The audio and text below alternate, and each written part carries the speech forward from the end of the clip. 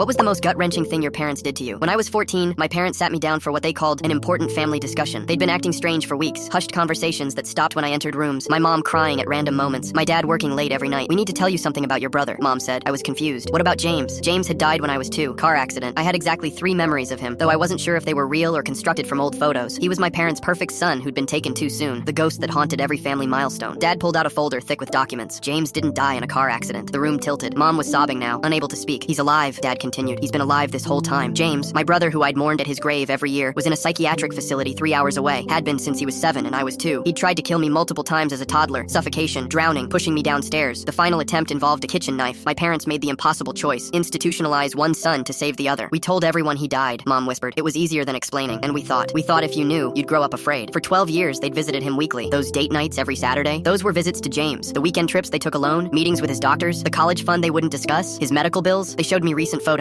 James looked like me, but broken, heavily medicated, vacant eyes, restrained to prevent self-harm. He didn't remember me, they said. The cocktail of medications had erased most of his childhood memories. "Why tell me now?" I asked, voice barely working. "He's getting worse," Dad said. "The facility wants to try an experimental treatment. We need to make decisions about his future, and you're old enough to be part of that." The betrayal was suffocating. Every birthday wish at his grave, every time I'd said I wished I had a brother, every moment of guilt for being the surviving child, all based on a lie. "Can I meet him?" They exchanged looks. "He's violent," Mom said, "especially toward young males. The doctors think seeing you might trigger something," but I insisted. 2 weeks later, we drove to the facility. The building was nicer than I expected. Looked like a college campus. James was in the high security ward. They brought him to a visitation room, hands cuffed to the table. He looked through me like I was furniture. When the doctor said I was his brother, James laughed. "I don't have a brother," he said. "I killed him when I was little." Mom ran from the room. Dad followed. I sat there staring at this stranger who'd haunted our family as both presence and absence. "Did you really try?" I asked quietly. James tilted his head, suddenly focused. "Try what?" "To kill me." Something shifted in his eyes. Not recognition, but interest. "They say I did. I dream about it sometimes. Drowning a baby. But dreams aren't real." He smiled, and it was my smile, twisted wrong. "Are you real?" I visited monthly after that, against my parents' wishes. James never remembered me visit to visit, but he started calling me Dream Brother. He'd tell me about the baby he killed in his dreams, not knowing it was me, alive, sitting across from him. My parents couldn't understand why I kept going. Neither could I, really. Maybe I was trying to reclaim the 12 years of brotherhood they'd stolen. Maybe I was punishing them by endangering myself. Maybe I just needed to understand what darkness lived in someone who shared my DNA. The experimental treatment failed. James attacked an orderly, got moved to maximum security. My last visit, he was so medicated he couldn't lift his head. He mumbled about the baby again, how sorry he was, how the dreams wouldn't stop. "I forgive you," I told him, not sure if I meant it. He looked up, brief clarity in his eyes. "You look like him," he said. "The baby, you look like he would have." James died by suicide 6 months later. We had a real funeral this time. The extended family was confused. How do you mourn someone who's been dead for 15 years? My parents wanted to maintain the lie, but I insisted on truth. The obituary read, "James Sullivan, 22, passed after a lifelong battle with mental illness." At the service, my aunt pulled me aside. "We knew," she said. "We all knew. But your parents needed to believe the lie worked." I don't speak to my parents much now. Not out of anger, but exhaustion. They played God with truth, decided what I could handle, stole my chance to know my brother when he was still reachable. They protected me so thoroughly that when I finally learned the truth, it destroyed us all anyway.